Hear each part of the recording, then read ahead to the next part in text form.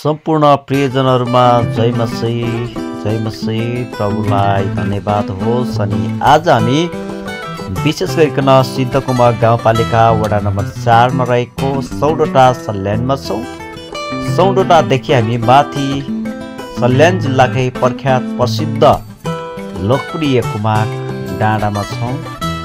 यहाँ चाहिँ आज हाम्रो डाँडाको प्रार्थना सँगसँगै पिकनिक कार्यक्रम रहेकोले म पनि आउने मौका मिल्यो। यहाँको दृश्यहरू देख्नुहुन्छ कति सुन्दर रहेको छ।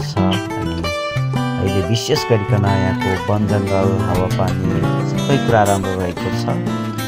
अहिले खाना खाने कार्यक्रमहरू यहाँ चलिरहेको छ।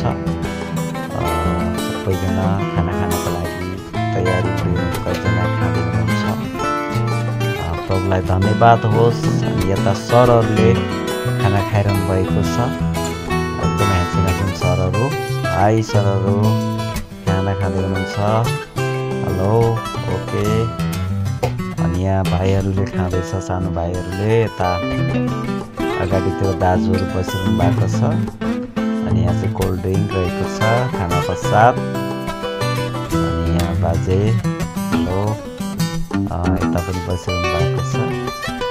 यता एकदमै लामो लाइन छ, धेरै व्यक्तिहरू हुनुहुन्छ, धेरै विश्वासीहरू आउनु भएको छ सबैजना। तर पनि ज्ञानी भएर आज्ञाकारी अनुशासित भएर प्रतीक्षा गरिरहनु भएको छ, लाइनमा बसिरहनु भएको छ।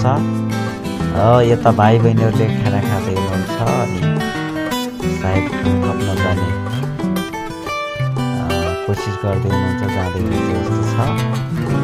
प्रभुलाई महिमा भएको सुन्दर पहाड रहेको छ, सुन्दर वन जङ्गल रहेको छ। प्रभुको सृष्टि सुन्दर रहेको छ। एकदमै आनन्दित भएको छु, आशिषित भएको छु।